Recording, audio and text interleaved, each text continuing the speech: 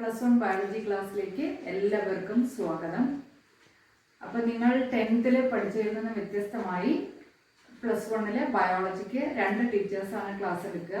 ഒന്ന് ബോട്ടണിയും ഒന്ന് സുവോളജിയും. അങ്ങനെ 2 ബ്രാഞ്ച് ആയിട്ടാണ് ബയോളജി പഠിക്കുക. ബയോളജിയുടെ ഡെഫിനിഷനൊക്കെ നിങ്ങൾക്ക് അറിയാം അല്ലേ? സ്റ്റഡി ഓഫ് ലിവിങ് ഓർഗാനിസംസ് ആണ് ബയോളജി എന്ന് പറഞ്ഞു കഴിഞ്ഞാൽ. അതിൽ പ്ലാന്റ്സിനെ കുറിച്ച് പഠിക്കുന്ന ബ്രാഞ്ച് ഓഫ് ബയോളജിയാണ് എന്ത്? ബോട്ടണി. ഇതാണ് botany. Botany is the branch of biology that deals with study of plants. Okay. അപ്പോൾ zoology എന്താണ്? Zoology is the branch of biology that deals with the study of animals. Okay. അപ്പോൾ botany, zoology ഇത് രണ്ടും ബയോളജിയുടെ branches ആണ്. Okay അല്ലേ? അപ്പോൾ ബയോളജിയുടെ father എന്ന് പറയുന്നത് അരിസ്റ്റോട്ടിൽ എന്ന മഹാനായ വ്യക്തിയാണ്. അദ്ദേഹത്തിന്റെ ഫോട്ടോ ഞാൻ ലാസ്റ്റ് വീഡിയോയിൽ സ്ലൈഡിൽ കാണിക്കും, അത് അറിഞ്ഞിരിക്കണം നിങ്ങൾ. അദ്ദേഹം തന്നെയാണ് സുവോളജിയുടെ പിതാവ്.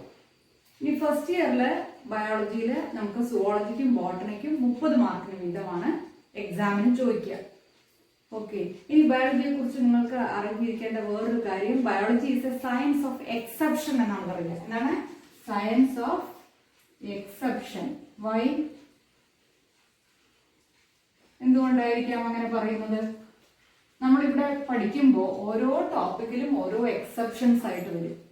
ഫോർ എക്സാമ്പിൾ, നിങ്ങൾ മലയാളം മീഡിയത്തിൽ നിന്നൊക്കെ വന്ന കുട്ടികൾ ഉണ്ടാവും. അപ്പോൾ ആദ്യം ടേംസ് ഒക്കെ കേൾക്കുമ്പോൾ ഒന്നും ബേജാറാവണ്ട, അതൊക്കെ പതിയെ നിങ്ങൾക്ക് മനസ്സിലായിക്കോളും കേട്ടോ. ജീവന്റെ അടിസ്ഥാന ഘടകമാണ് കോശം അല്ലെ? കോശത്തിന് നമ്മൾ എന്താ പറയാ? സെൽ അല്ലെ? ഇംഗ്ലീഷിൽ നമ്മൾ പറയും സെൽ. അപ്പൊ നോക്കൂ, ഈ സെല്ലിനെ നിങ്ങൾ പഠിച്ചിരിക്കണം. സെല്ലിൽ എന്തുണ്ടെന്നാണ്? ന്യൂക്ലിയസ് ഉണ്ടെന്നാണ്. പക്ഷേ ന്യൂക്ലിയസ് ഇല്ലാത്ത സെല്ല് ഹ്യൂമൻ ബോഡിയിൽ തന്നെ ഉണ്ട്. ഏതാണെന്ന് പറയാമോ? പറയാൻ നിർത്തിയില്ലല്ലോ അല്ലെ? അപ്പോ നമ്മുടെ ബോഡിയിലുള്ള red blood corpuscle, red blood cell, erythrocyte എന്ന് പറയുന്ന ആ സെല്ലില് എന്തില്ല? ന്യൂക്ലിയസ് ഇല്ല. That is an exception. അങ്ങനെ ഓരോ സ്ഥലത്തും നമ്മൾ പഠിക്കും. അതുപോലെ സസ്തനികൾ, മാമൽസ് എന്ന് പറയുമ്പോൾ നമ്മൾ എന്താണ് പഠിച്ചിരിക്കുന്നത്? Give birth to young ones ആണ് മാമൽസ്. പക്ഷെ അതിന് എക്സെപ്ഷൻ ഉണ്ട്, എഗ് ലേ ചെയ്യുന്ന മാമലുണ്ട്. അങ്ങനെ നിങ്ങൾ സുവോളജിയിൽ പഠിക്കുമ്പോൾ ഓരോ ടോപ്പിക്കിലും എക്സെപ്ഷൻസ് പഠിക്കും. Okay. therefore biology is A science of exception. Okay അല്ലേ? ഇനി ഈ സയൻസിലുള്ള എല്ലാ സബ്ജക്ട്സും ഇന്റർ റിലേറ്റഡ് ആണ്, സിസ്റ്റർ സബ്ജക്ട്സ് ആണ്. ബയോളജിയിൽ തന്നെ നമ്മൾ ഇപ്പൊ ഈ സെല്ലിലുള്ള സൈറ്റോസ്കെലറ്റൽ എലമെന്റ്സിനെ പഠിക്കുമ്പോൾ അത് ഫിസിക്സിന്റെ പാർട്ടായി. അപ്പൊ നമ്മൾ ബയോ ഫിസിക്സ് എന്ന് പറയും. ഓക്കെ. ഇതിലുള്ള ഓരോ കെമിക്കൽ റിയാക്ഷൻസ് നമ്മുടെ ബോഡിയിൽ നടക്കുന്നുണ്ട്, അതിനെപ്പറ്റി പറയുമ്പോൾ നമ്മൾ ആ ബ്രാഞ്ച് ബയോ കെമിസ്ട്രി ആയി. ഇനി അപ്പോൾ മാത്സിലുള്ള സ്റ്റാറ്റിസ്റ്റിക്കൽ ഡാറ്റയൊക്കെ നമ്മൾ ഉപയോഗിക്കും. ഇവിടെ ജെനറ്റിക്സിൽ ഉപയോഗിക്കും, ബയോടെക്നോളജിയിലൊക്കെ ഒരുപാട് ബ്രാഞ്ചസ് ഉണ്ട് ബയോളജിയിൽ അല്ലേ? അപ്പൊ നമ്മൾ bio statistics, bio informatics, biotechnology, അങ്ങനെ ഒരുപാട് സ്കോപ്പ് ഉള്ള ഒരു സബ്ജക്റ്റ് ആണ് ബയോളജി. ഓക്കെ. അങ്ങനെ ബയോളജി ഇൻട്രസ്റ്റോട് കൂടി നിങ്ങൾ പഠിക്കുക. ബയോളജി സ്റ്റുഡൻസ് വളരെ എനർജറ്റിക് ആയിരിക്കണം, എഫിഷ്യന്റ് ആയിരിക്കണം, അതുപോലെ തന്നെ നല്ല എൻതൂസിയാസ്റ്റിക് ആയിരിക്കണം. It is A good subject, very interesting subject. So let us listen. And first chapter, our first chapter's name in zoology. So I will teach you zoology, and the first chapter is the living world. The living world. Okay. But living world എന്ന് പറയുമ്പോൾ തന്നെ amazing ആണ്. എത്രമാത്രം നമുക്കറിയാം. നമ്മുടെ മനസ്സിലേക്ക് living ആയിട്ടുള്ള organisms, അനിമൽസിനെ കുറിച്ച് ഒരുപാട് വരുന്നുണ്ട് അല്ലേ? ഏതെല്ലാം ഡിഫറെന്റ് ഹാബിറ്റാറ്റ്സിലാണ് ഇവയ്ക്കൊക്കെ ജീവിക്കാനുള്ള കഴിവുണ്ട്. പലതരത്തിൽ വെൽ അഡാപ്റ്റഡ് ആണ്. ലിവിങ് ഓർഗാനിസത്തിലുള്ള വേറൊരു പ്രോപ്പർട്ടിയാണ് എന്താ? അഡാപ്റ്റേഷൻ അല്ലേ? നന്നായിട്ട് അഡാപ്റ്റ് ചെയ്യാൻ കഴിയും. അപ്പോൾ നമ്മൾ മലയാളം മീഡിയത്തിൽ നിന്ന് വരുന്ന കുട്ടികൾ ഓർഗാനിസം എന്ന് പറയുമ്പോൾ നിങ്ങൾ കണക്ട് ചെയ്ത് പഠിക്കുക. ടേം ഒക്കെ നിങ്ങൾ കേട്ടിട്ടുണ്ടാവും, ജീവി എന്നുള്ള അർത്ഥം അല്ലെ? മൾട്ടി സെല്ലുലാർ ഓർഗാനിസം എന്ന് പറഞ്ഞാൽ ബഹുകോശ ജീവി. എങ്ങനെയാണ് ഒരു ബഹുകോശ ജീവിയുടെ ശരീരം ഉണ്ടായിരിക്കുന്നത്? അപ്പൊ ഈ അടിസ്ഥാന ഘടകമായ സെല്ല് ചേർന്നാണ് അല്ലെ? അപ്പൊ സെല്ല് ചേർന്ന് എന്താവും? സെല്ലിന് നമ്മൾ എന്താ പറയാ? കോശം. സെൽ ചേർന്ന് എന്താവും? ടിഷ്യൂ ആവും. ടിഷ്യൂ എന്ന് പറഞ്ഞു കഴിഞ്ഞാൽ കലയാണ് അല്ലെ? ഫോർ എക്സാമ്പിൾ നമ്മുടെ ബോഡിയെ കവർ ചെയ്യുന്ന കവറിങ് ടിഷ്യൂ എപ്പിത്തീലിയൽ ടിഷ്യൂ ഇല്ലേ. അതുപോലെ നമ്മളിപ്പോൾ ചിന്തിക്കുന്ന എന്ത് വെച്ചിട്ടാണ്? നെർവസ് സിസ്റ്റം ഉപയോഗിച്ചിട്ടാണ്. നെർവസ് സിസ്റ്റം ഇല്ലേ, നാഡീ വ്യവസ്ഥ പഠിച്ചിട്ടുണ്ട്. അപ്പൊ അതിലത്തെ ടിഷ്യൂന് നമ്മൾ പറയും നെർവസ് ടിഷ്യൂ. ഓക്കെ, ഇതാണ് tissue. You don't worry, you have to learn everything in detail. നമുക്കൊരു ചാപ്റ്റർ തന്നെ അതിനെപ്പറ്റി പഠിക്കാനുണ്ട്. ഓക്കെ, സെൽ ചേർന്ന് അപ്പൊ ടിഷ്യൂ ആവും. ഇനി ടിഷ്യൂ ചേർന്ന് എന്താവും? ഓർഗൻ ആവും. ഓർഗൻ അല്ലെ, ഓർഗൻ എന്ന് പറഞ്ഞാൽ അവയവം. ഇപ്പൊ ലങ്സ് എന്ന് പറഞ്ഞാൽ ഒരു അവയവമാണ് അല്ലെ, ശ്വാസകോശം, അതുപോലെ ഹാർട്ട്, അതുപോലെ കിഡ്നി എന്നൊക്കെ പറഞ്ഞു കഴിഞ്ഞാൽ എന്തിന് എക്സാമ്പിൾ ആണ്? ഓർഗൻ എക്സാമ്പിൾ ആണ്. ഓക്കെ, ഈ ഓർഗൻ ചേർന്നിട്ട് എന്തുണ്ടാവും? ഓർഗൻ സിസ്റ്റം ഉണ്ടാവും. Organ system. ഈ ഓർഗൻ സിസ്റ്റങ്ങൾ ചേർന്നിട്ടാണ് ഒരു മൾട്ടി സെല്ലുലാർ ഓർഗാനിസം ഉണ്ടാവുക. Multi cellular organism. അപ്പൊ ഓർഗൻ സിസ്റ്റത്തിന് എന്താ എക്സാമ്പിൾ? ഓർഗൻ സിസ്റ്റം പറഞ്ഞാൽ അവയവ വ്യവസ്ഥ അല്ലെ, എക്സ്ക്രീറ്ററി സിസ്റ്റം, വിസർജന വ്യവസ്ഥ, ദഹനേന്ദ്രിയ വ്യവസ്ഥ, അതിനെന്താ പറയാ, ഡൈജസ്റ്റീവ് സിസ്റ്റം, നാഡീ വ്യവസ്ഥ, നെർവസ് സിസ്റ്റം, അങ്ങനെ ഒരുപാട് സിസ്റ്റം. ഇതൊക്കെ നമുക്ക് പഠിക്കാനുണ്ട്. ഇതിനെ കുറിച്ചൊക്കെ, ഇതിന്റെ പ്രവർത്തനങ്ങളെ കുറിച്ച് പഠിക്കുന്ന ബയോളജിയുടെ ബ്രാഞ്ചിനെ നമ്മൾ പറയും ഫിസിയോളജി. ഓക്കെ, ഇനി ഒരു എക്സ്റ്റേണൽ ക്യാരക്ടറിസ്റ്റിക് ഫീച്ചേഴ്സിനെ കുറിച്ചിട്ട് ഒരു ചെടിയുടെ ആയാലും അനിമലിന്റെ ആയാലും ഫീച്ചേഴ്സ് നമ്മൾ പറയുകയാണെങ്കിൽ അതിനെ നമ്മൾ എന്ത് പറയും?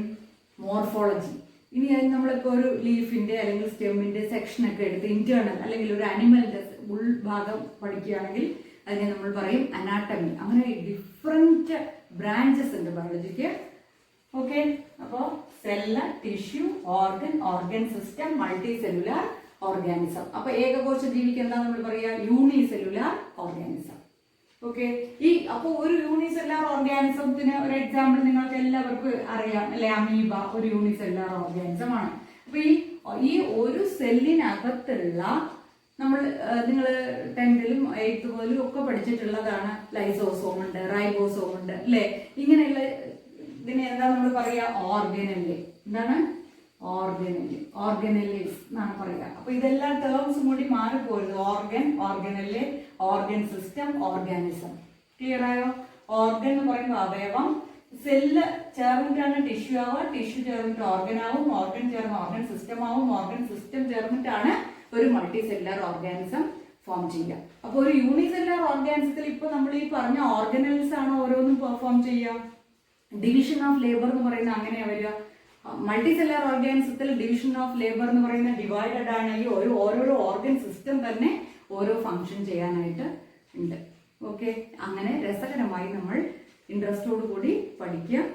11 ചാപ്റ്റർ വീതമാണ് സുവോളജിയിലും ബോട്ടണിയിലും പഠിക്കാനുള്ളത്. ഫസ്റ്റ് ഇയറിൽ കുറച്ച് കൂടുതൽ പഠിക്കാനുണ്ട്. വളരെ ഇഷ്ടത്തോടു കൂടി സബ്ജക്റ്റിനെ സമീപിക്കുക. That will be very easy for you. Okay, അപ്പോൾ സുവോളജിയിലെ ഫസ്റ്റ് ചാപ്റ്ററിന്റെ പേരാണ് ദ ലിവിങ് വേൾഡ്. അപ്പൊ ഇതിൽ നമ്മൾ ലിവിങ്ങും നോൺ ലിവിങ്ങുമായിട്ടുള്ള ഓർഗാനിസത്തിനെ ഡിസ്റ്റിങ്വിഷ് ചെയ്താണ് പഠിക്കുന്നത്. അതിലത്തെ ഫസ്റ്റ് ക്യാരക്ടറിസ്റ്റിക് ഫീച്ചേഴ്സ് ആണ് എഴുതിയിരിക്കുന്നത്. Growth, reproduction, metabolism, cellular organisation and consciousness. Okay, ഈ 5 എണ്ണം ഓരോന്നായിട്ട് നമ്മൾ വിശകലനം ചെയ്യും. First growth. ഗ്രോത്ത് എന്ന് പറഞ്ഞാൽ നിങ്ങൾക്ക് അറിയാം അല്ലെ, ഒരു സെല്ല് ഡിവൈഡ് ചെയ്ത് 2 സെൽ ഡിവിഷൻ വഴി അപ്പോൾ ഓർഗാനിസത്തിന്റെ മാസ് ഇൻക്രീസ് ചെയ്യുക, സൈസ് ഇൻക്രീസ് ചെയ്യലും ആവാം, അതുപോലെ നമ്പർ ഓഫ് ഇൻഡിവിജ്വൽസ് ഇൻക്രീസ് ചെയ്യുകയും ചെയ്യാം. അതാണ് ഗ്രോത്ത്. അപ്പോൾ പ്ലാന്റ്സും അനിമൽസും ലിവിങ് ഓർഗാനിസമാണ്. രണ്ടിലും എന്ത് നടക്കുന്നുണ്ട്? ഗ്രോത്ത് നടക്കുന്നുണ്ട്. പക്ഷെ ഡിഫറൻസ് എന്താണ്? Plants they will grow throughout the life അല്ലെ, throughout their life they will grow. പക്ഷെ അനിമൽസിലാണെങ്കിൽ എങ്ങനെയാണ്?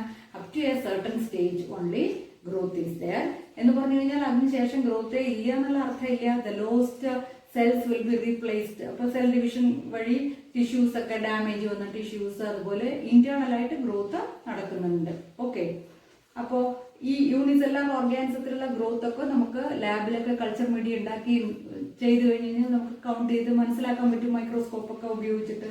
ലിവിങ് ഓർഗാനിസത്തിന് മാത്രമേ ഗ്രോത്ത് ഉള്ളൂ, അത് നമുക്കൊരു ഡിസ്റ്റിങ്വിഷിംഗ് ഫീച്ചർ ആയിട്ട് പറയാൻ പറ്റുമോ?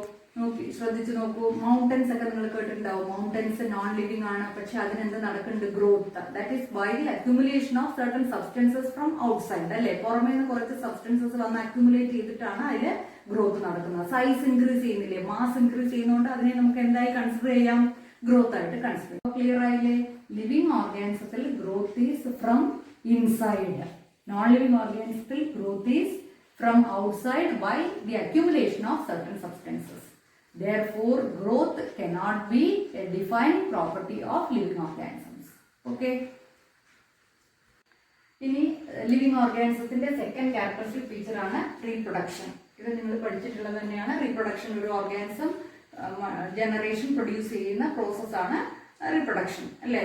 അപ്പോൾ റീപ്രൊഡക്ഷനിൽ രണ്ട് തരം ഉണ്ട്, എസെക്ഷൽ റീപ്രൊഡക്ഷനും സെക്ഷൽ റീപ്രൊഡക്ഷനും. സെക്ഷൽ റീപ്രൊഡക്ഷൻ നിങ്ങൾക്കറിയാം, ഓവം സ്പേമും ഒക്കെ ഫ്യൂസ് ചെയ്തിട്ട് ഗമീറ്റ് ഫ്യൂഷൻ വഴി ആണ് അടുത്ത ജനറേഷൻ ഉണ്ടാകുന്നതെങ്കിൽ, അടുത്ത ജനറേഷൻ എന്ന് പറയുന്നതിൽ നമ്മൾ ബയോളജിക്കലി സുവോളജിക്കലി ഉപയോഗിക്കുന്ന ടേമാണ് ഓസ്പ്രിങ് അല്ലെങ്കിൽ പ്രോജനി എന്ന് പറഞ്ഞു കഴിഞ്ഞാൽ നെക്സ്റ്റ് ജനറേഷൻ ഉള്ള കുട്ടികൾ എന്നുള്ള അർത്ഥം. ക്ലിയർ ആയോ? അതിന്റെ ടെക്നിക്കൽ ടേമാണ്, ബയോളജിക്കൽ ടേമാണ് പ്രോജനി. അങ്ങനെ ഫോം ചെയ്യുന്നതാണ് എന്താ സെക്ഷൽ റീപ്രൊഡക്ഷൻ. ഇത് നിങ്ങൾക്ക് ഡീറ്റെയിൽഡ് ആയിട്ട് സെക്കൻഡ് ഇയറിൽ ഒരു ചാപ്റ്റർ തന്നെ പഠിക്കാനുണ്ട്.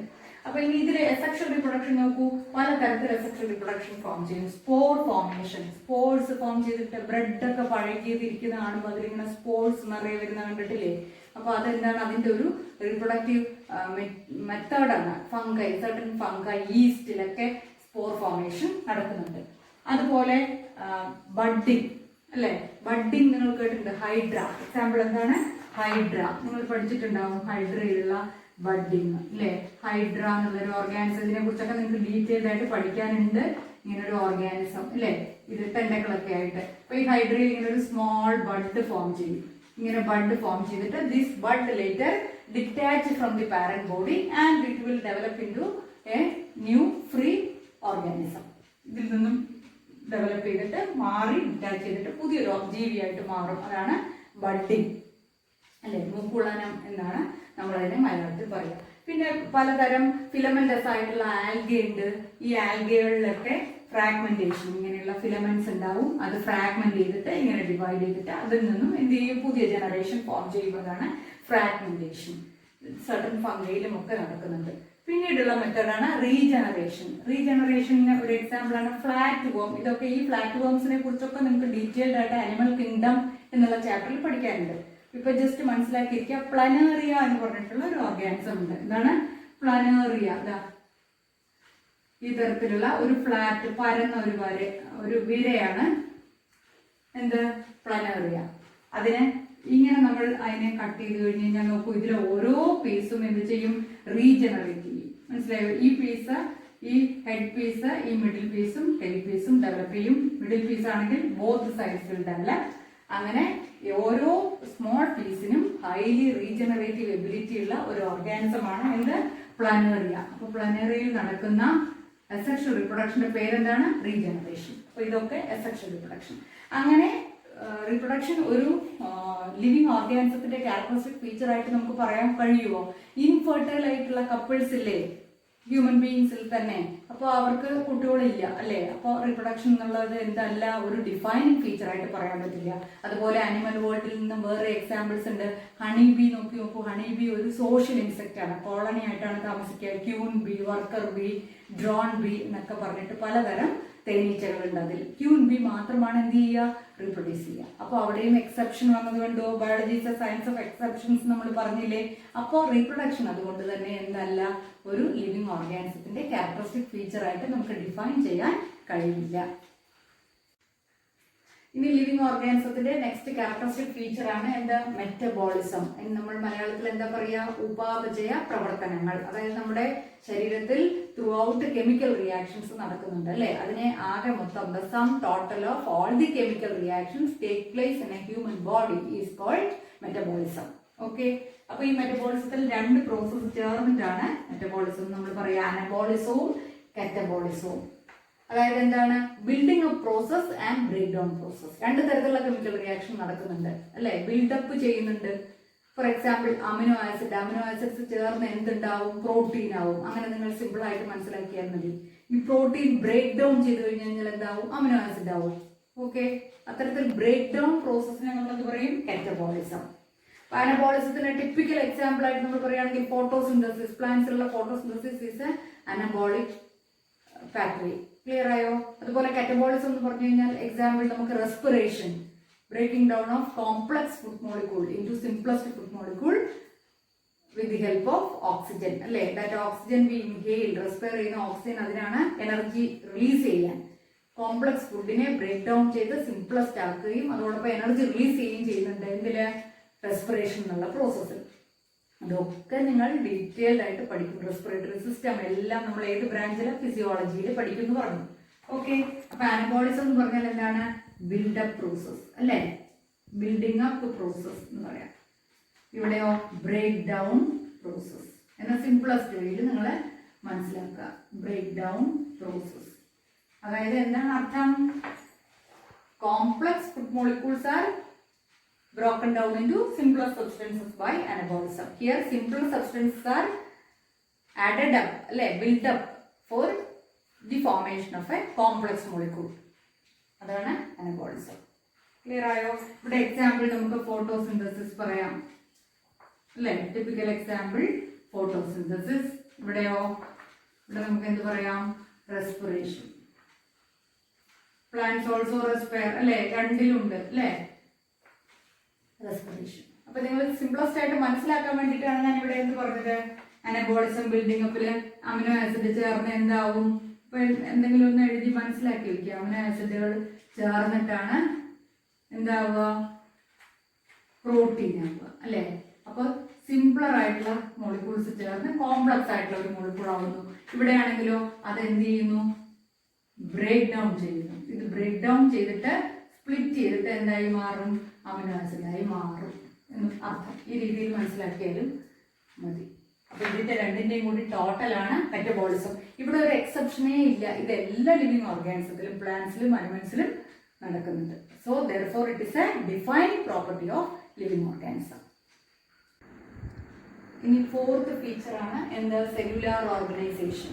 നോക്കൂ, ഇത്തരത്തിലുള്ള ഒരു മെറ്റബോളിക് റിയാക്ഷൻ നമുക്കൊരു ടെസ്റ്റ് ട്യൂബിൽ ചെയ്യാൻ പറ്റും. ലാബിൽ നമുക്കൊരു ടെസ്റ്റ് ട്യൂബിൽ ചെയ്യാൻ പറ്റും. അപ്പൊ അത് നമുക്ക് ലിവിങ് തിങ് ആണ് എന്ന് പറയാൻ പറ്റില്ല അല്ലെ. ലിവിങ് തിങ്ങിൽ അല്ലല്ലോ അത് നടക്കുന്നത്, എന്താണ്, ലിവിങ് റിയാക്ഷൻ ആണ്. that we cannot be said as a living thing. അപ്പോൾ സെല്ലുലാർ ഓർഗനൈസേഷൻ എന്ന് പറയുമ്പോൾ നമ്മൾ ആദ്യം പറഞ്ഞില്ലേ, സെൽ, ഓർഗൻ സിസ്റ്റം, ഓർഗാനിസം, അങ്ങനെ മൾട്ടി സെല്ലുലാർ ഓർഗാനിസത്തിന്റെ ബോഡിയിൽ നടക്കുമ്പോഴാണ് അത് എന്താവുക, അത്തരത്തിൽ ലിവിങ് തിങ്ങിലുള്ള ക്യാരക്ടറിസ്റ്റിക് ഫീച്ചർ ആവുക. അപ്പോൾ therefore cellular organization is another important feature of defining feature of living organisms. Okay അല്ലേ? ഇനിയുള്ള ലാസ്റ്റ് ആയിട്ടുള്ള ലിവിങ് ഓർഗാനിസത്തിന്റെ ഡിഫൈനിങ് ക്യാരക്ടറിസ്റ്റിക് ഫീച്ചർ ആണ് കോൺഷ്യസ്നെസ്.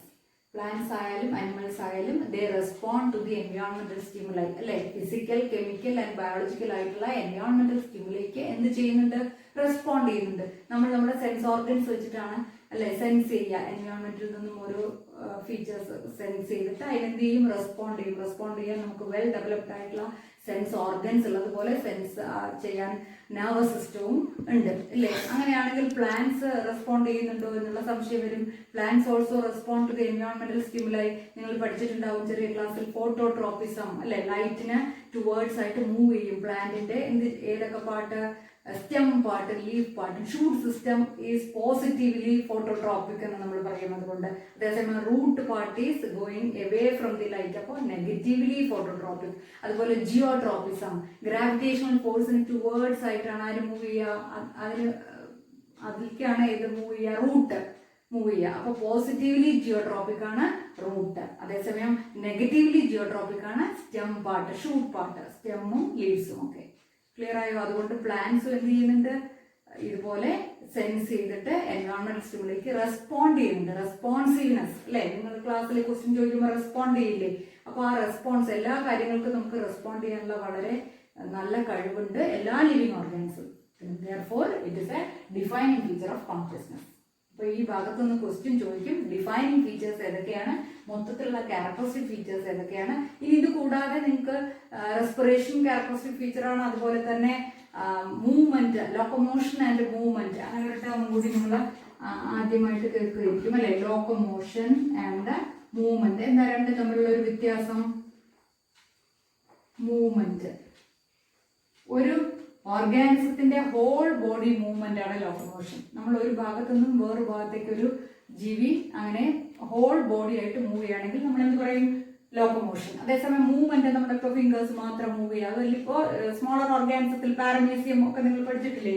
ഇത്തരത്തിലൊരു പാരമീസിയം, സ്ലിപ്പർ അനിമാൽക്യൂൾ എന്നൊക്കെ പറഞ്ഞിട്ട് സീലിയ അല്ലെ, ഇങ്ങനെ ഈ സീലിയ വെച്ചിട്ട് അവർ മൂവ് ചെയ്യും. അപ്പൊ ഇത്തരത്തിലുള്ള പലതരം മൂവ്മെന്റുകൾ ഉണ്ട്. അമീബോയിഡ് മൂവ്മെന്റ്, ഫ്ലജെല്ല വെച്ചിട്ടുള്ള മൂവ്മെന്റ്. അപ്പോൾ അത്തരത്തിൽ മൂവ്മെന്റ് എന്ന് പറയുമ്പോൾ any part of the body only is moving. Locomotion എന്ന് പറയുമ്പോൾ the whole body is moving from one place to other place. Okay, that also is considered as a characteristic feature of living organism. So ഇത്രയാണ് നമുക്ക് first introductory പാർട്ടിൽ പഠിക്കാനുള്ളത്. എല്ലാം നന്നായി മനസ്സിലായി എന്ന് വിചാരിക്കുന്നു. നന്നായിട്ട് പഠിച്ചോളൂ. ഓക്കെ.